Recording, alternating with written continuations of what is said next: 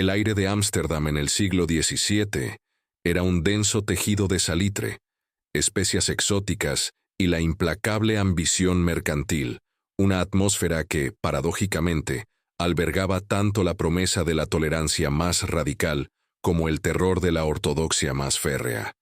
En ese epicentro de comercio global y pensamiento incipiente, Baruch Spinoza, pulidor de lentes y arquitecto de la metafísica moderna, comenzó su solitaria travesía. Su vida, en apariencia austera y confinada a los límites de su modesto taller y sus cuartos de alquiler, se convirtió en el laboratorio donde la razón pura desafiaba siglos de dualismo teológico y superstición popular. El primer gran quiebre, el catalizador que solidificó su compromiso con la necesidad fría e impersonal, fue el Cherem de 1656. Este decreto de excomunión, pronunciado por la comunidad judía sefardí, no fue un mero castigo religioso, fue una anulación social y existencial. La sinagoga de Talmud Torah, que había sido su hogar y su formación, lo declaró maldito, separándolo de la luz, prohibiendo a cualquiera acercarse a él, o leer siquiera sus escritos. El documento empleaba una retórica de condena absoluta, invocando los ángeles y los santos, maldiciéndolo de día y de noche al acostarse y al levantarse. Este rechazo violento, cimentado en el miedo a sus ideas sobre la naturaleza de Dios y la negación de la inmortalidad personal, no lo destruyó, lo liberó.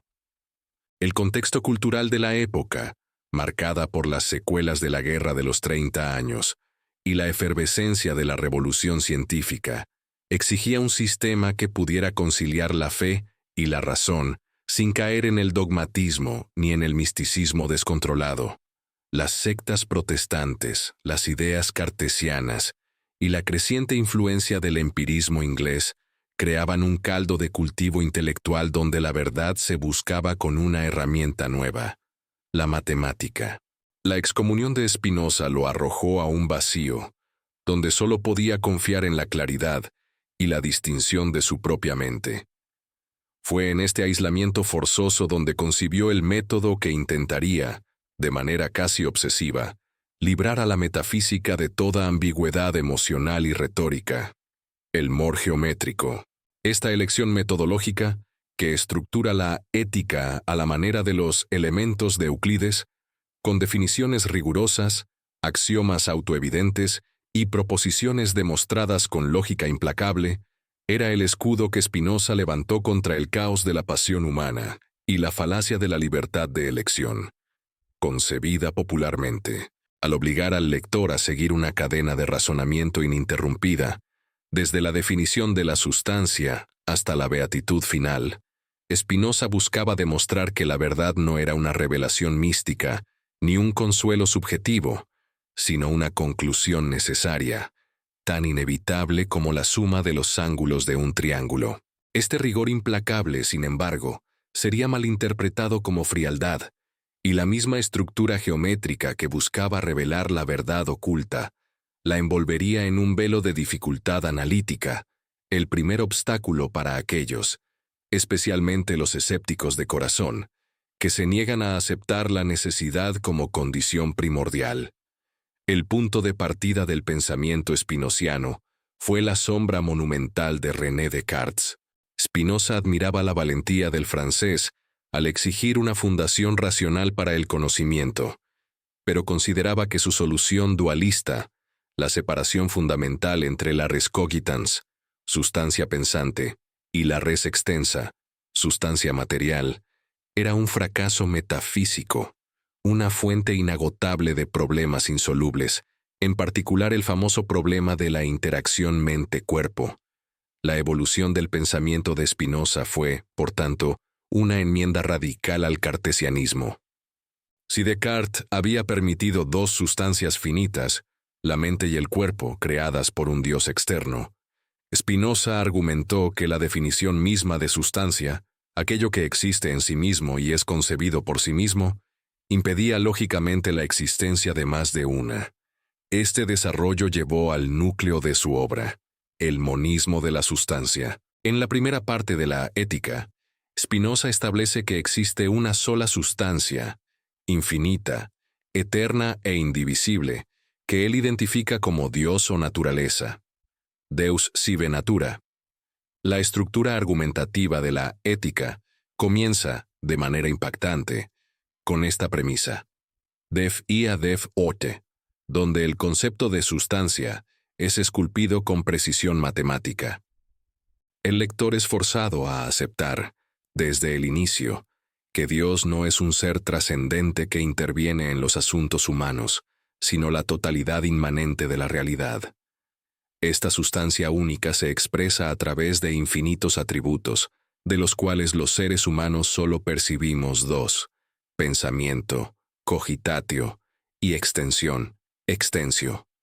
Los seres humanos, por ende, no son sustancias independientes, sino modos, modificaciones finitas y temporales de los atributos de Dios. Esta concepción aniquiló de un golpe tanto la teología antropomórfica tradicional, que veía a Dios como un monarca con voluntad y juicio, como la noción cartesiana de una mente separada, capaz de ejercer un libre albedrío absoluto sobre un cuerpo puramente mecánico. Para Spinoza, el cuerpo y la mente no son dos entidades que interactúan, sino dos expresiones, bajo diferentes atributos, de la misma realidad modal. El impacto de este monismo fue devastador en su contexto cultural. Al equiparar a Dios con la naturaleza y al negar la trascendencia, Spinoza fue inmediatamente catalogado como panteísta y ateo, aunque él siempre rechazó ambas etiquetas, argumentando que su Dios era el único real. El temor social que generó esta idea radicaba en que, si Dios y la naturaleza son lo mismo, entonces todo lo que ocurre, incluyendo la maldad, el sufrimiento y la contingencia, es necesario y divino. No hay milagros, no hay intervención especial, y no hay un propósito final dictado por una voluntad divina externa. El universo es una máquina eterna y perfecta, y la piedad no consiste en rezar para alterar sus leyes, sino en comprenderlas. Los escépticos de la época, a menudo anclados en una visión providencialista o en el empirismo crudo, se encontraron sin herramientas para abordar una necesidad tan totalizadora. Mientras el escepticismo radical de Pierre Bayle, por ejemplo, abrazaba la duda sobre la posibilidad del conocimiento absoluto, Spinoza ofrecía una certeza absoluta, demostrada desde la raíz, lo que requería una fe intelectual en la propia capacidad de la razón, un compromiso que los escépticos rara vez estaban dispuestos a hacer, prefiriendo la comodidad de la suspensión del juicio. Habiendo establecido la metafísica de la sustancia, Spinoza dedicó la segunda parte de la Ética a desentrañar la mecánica del espíritu humano. El hombre, siendo un modo de la sustancia, no posee libre albedrío en el sentido popular de una voluntad indeterminada. Esta negación del libre albedrío es fundamental y es la clave para entender por qué la mayoría de los escépticos contemporáneos tropiezan en la puerta del amor spinociano. Spinoza argumenta que la idea de que somos agentes libres, capaces de elegir contrariamente a las causas que nos determinan, es una ilusión nacida de la ignorancia de las causas. Creemos ser libres simplemente porque somos conscientes de nuestras acciones y deseos, pero ignoramos las causas profundas que los impulsan. La mente humana es, esencialmente, la idea del cuerpo. Las acciones y pasiones que experimentamos son efectos directos de la interacción de nuestro cuerpo con el entorno. Para analizar la vida emocional, Spinoza construye una teoría de los afectos, affectus, con el mismo rigor geométrico que empleó para la sustancia. Los afectos no son fenómenos misteriosos o espirituales, son estados del cuerpo y de la mente que aumentan o disminuyen la potencia de la existencia del individuo. Él reduce todos los afectos a tres primarios: el deseo, cupiditas, que es la esencia del hombre en cuanto se esfuerza por conservar su ser; la alegría, la etitia, que es el paso a una mayor perfección; y la tristeza, tristitia, que es el paso a una menor perfección. La tristeza y la alegría son fundamentales para entender la servidumbre humana. Cuando las ideas que tenemos de las cosas son inadecuadas, parciales, confusas, basadas en la imaginación o la opinión externa, somos pasivos y estamos sometidos a los afectos. El miedo, la envidia, el odio y la esperanza son formas de tristeza que disminuyen nuestra potencia de acción.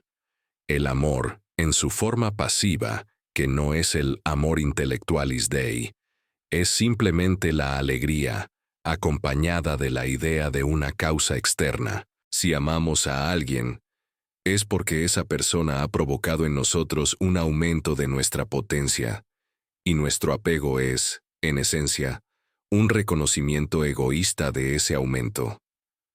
Esta brutal objetividad en el análisis de las emociones es lo que choca con la sensibilidad moderna y escéptica, que tiende a santificar las emociones como pruebas de una verdad subjetiva. Para Spinoza, la servidumbre es el dominio de los afectos pasivos, y la liberación solo puede venir de la comprensión de que todo está determinado. Al entender las causas de nuestra tristeza y alegría, convertimos las pasiones pasivas en acciones activas, disminuyendo su poder perturbador. Si el hombre no tiene libre albedrío, ¿cómo es posible la libertad? Esta es la pregunta que Spinoza aborda en la cuarta parte de la Ética, desmantelando la concepción popular de la libertad como indeterminación. Para Spinoza, la verdadera libertad no es la capacidad de elegir contra la necesidad, sino el conocimiento y la aceptación de esa necesidad. La servidumbre se define por la ignorancia de las causas que nos mueven. La libertad se define por la comprensión de las causas que nos determinan. El hombre libre es aquel que actúa desde la necesidad de su propia naturaleza racional, en lugar de ser arrastrado pasivamente por causas externas, pasiones. Es un estado de actividad pura, donde la mente tiene ideas adecuadas, claras y distintas, de todo lo que experimenta. Esta distinción entre servidumbre y libertad es donde el escepticismo, tal como se practica en muchas de sus formas modernas, se revela incapaz de ascender a la libertad spinociana. El escéptico radical, aquel que se niega a afirmar la existencia de cualquier verdad absoluta, se condena a vivir en la esfera de lo probable y lo contingente. Al dudar de la capacidad de la razón para alcanzar ideas adecuadas sobre la totalidad de la realidad, la sustancia, el escéptico se mantiene en el plano de la imaginación y las pasiones. La duda sistemática, si no está orientada hacia una afirmación superior, se convierte en una parálisis intelectual. El escepticismo, al negarse a postular un conocimiento firme sobre la estructura necesaria del universo, se ve obligado a tratar cada experiencia como un evento aislado y potencialmente mutable, lo que perpetúa la angustia y la tristeza que Spinoza buscaba erradicar. La libertad, para Spinoza, requiere la disolución del ego individual como centro de determinación y la identificación del individuo como una parte finita pero coherente del orden infinito. Si uno duda de este orden, la sustancia, la libertad se vuelve inalcanzable. Para demostrar la practicidad de su sistema, Spinoza no se limitó a la metafísica y la psicología individual. Extendió su lógica de la necesidad al ámbito de la política y la sociedad. Su Tractatus Theologico Politicus, TTP, publicado anónimamente en 1670, fue quizás la obra más subversiva del siglo, aplicando el mismo rigor desapasionado a la religión y al Estado.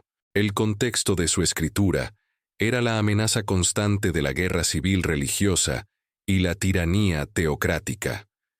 Spinoza buscaba establecer un fundamento racional para la democracia y la libertad de pensamiento, demostrando que estos no eran privilegios divinos o concesiones monárquicas, sino condiciones necesarias para la paz y la estabilidad del Estado.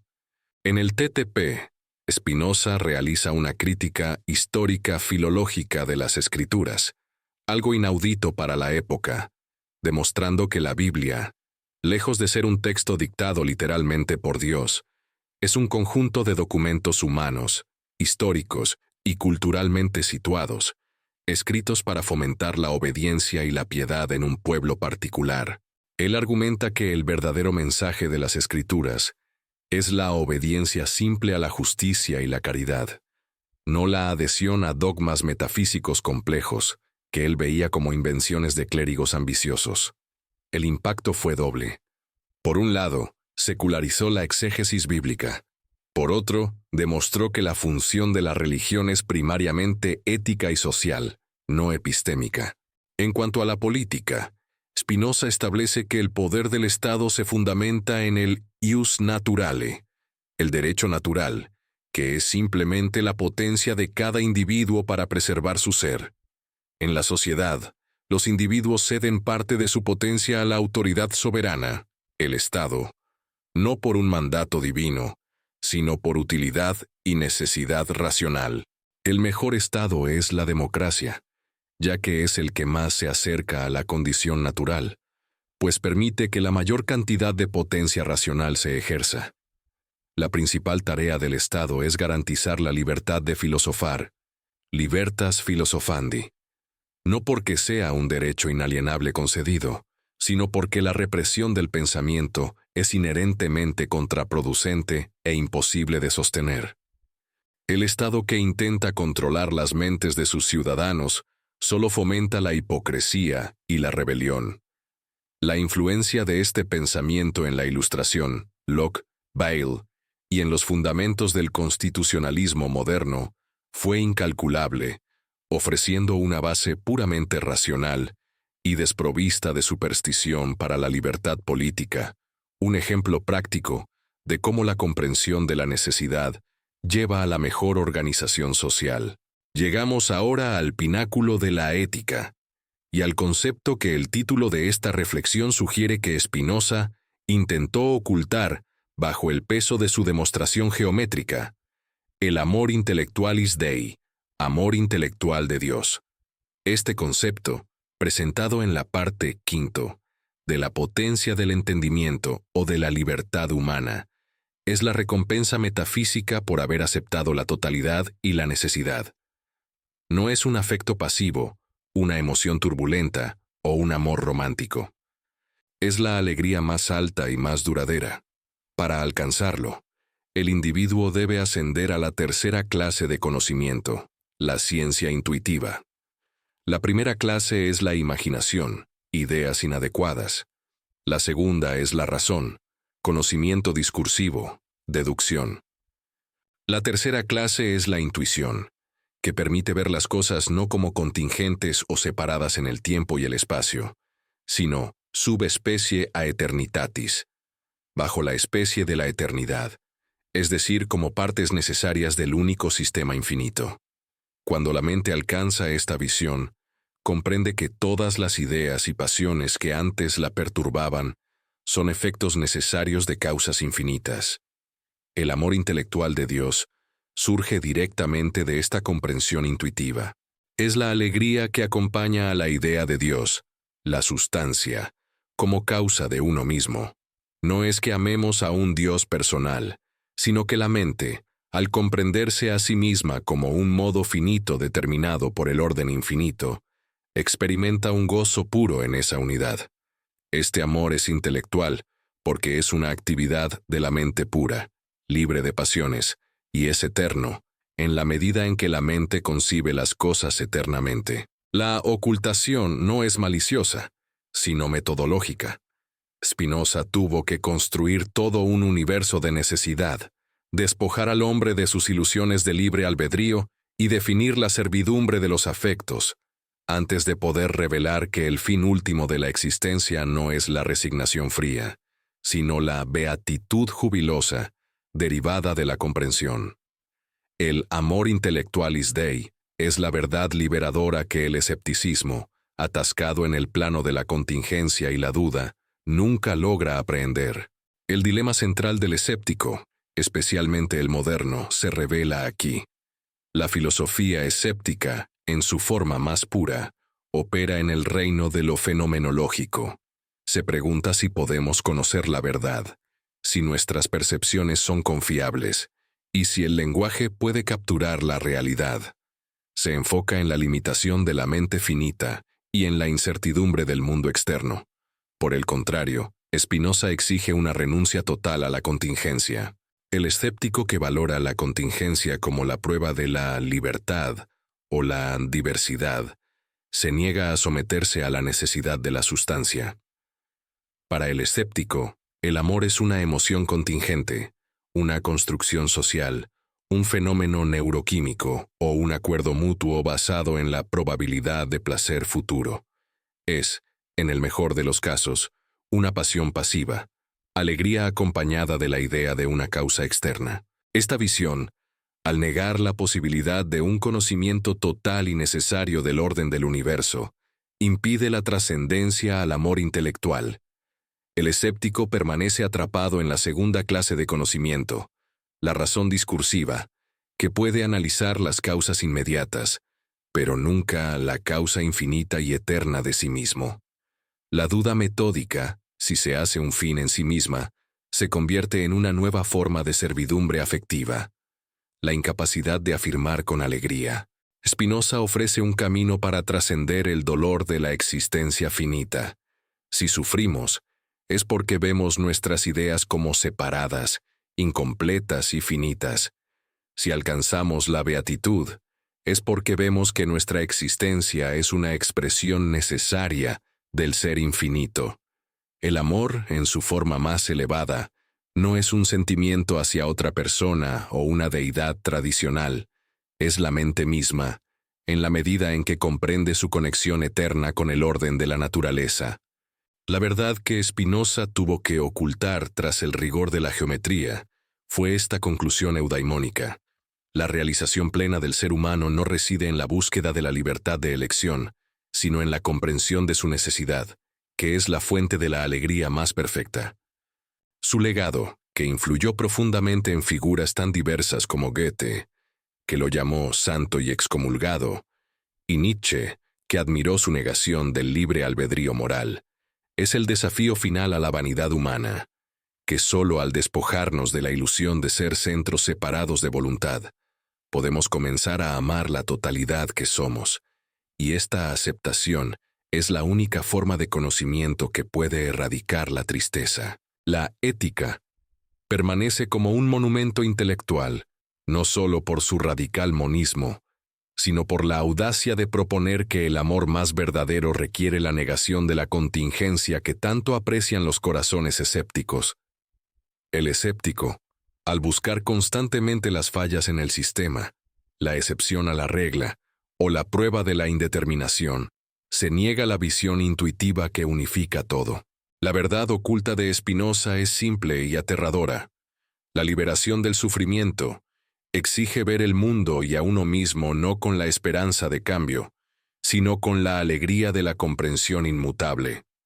Y en esa comprensión, en la contemplación de la perfección necesaria de la sustancia, reside el único amor que es verdaderamente invulnerable a la fortuna y al tiempo. La beatitud no es la recompensa de la virtud, sino la virtud misma. La dificultad de esta asimilación para el 99% de los escépticos no radica en la falta de capacidad intelectual, sino en un obstáculo afectivo, el apego a la posibilidad del «si solo fuera diferente». El escéptico mantiene viva la esperanza de la contingencia, la pequeña grieta en el muro de la necesidad, que le permite creer que las cosas podrían haber sido de otra manera, y por lo tanto, pueden ser controladas por una voluntad personal. Spinoza destruye esa grieta. Él demuestra que la máxima potencia del ser no se alcanza intentando subvertir el orden, sino afirmándolo totalmente. La aceptación del destino, lejos de ser fatalismo pasivo, se convierte en la fuente de la acción más activa y racional.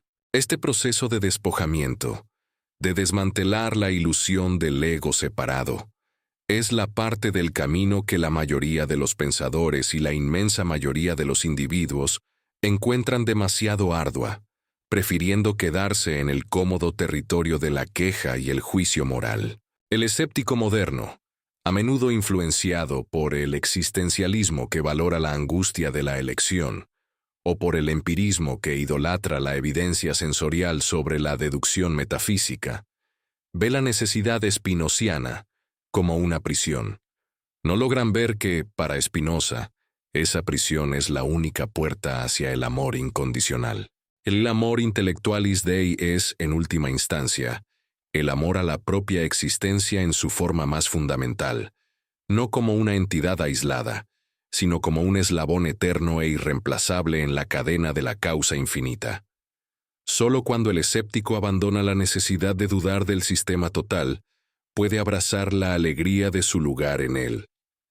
Este es el último y más formidable desafío filosófico de Spinoza.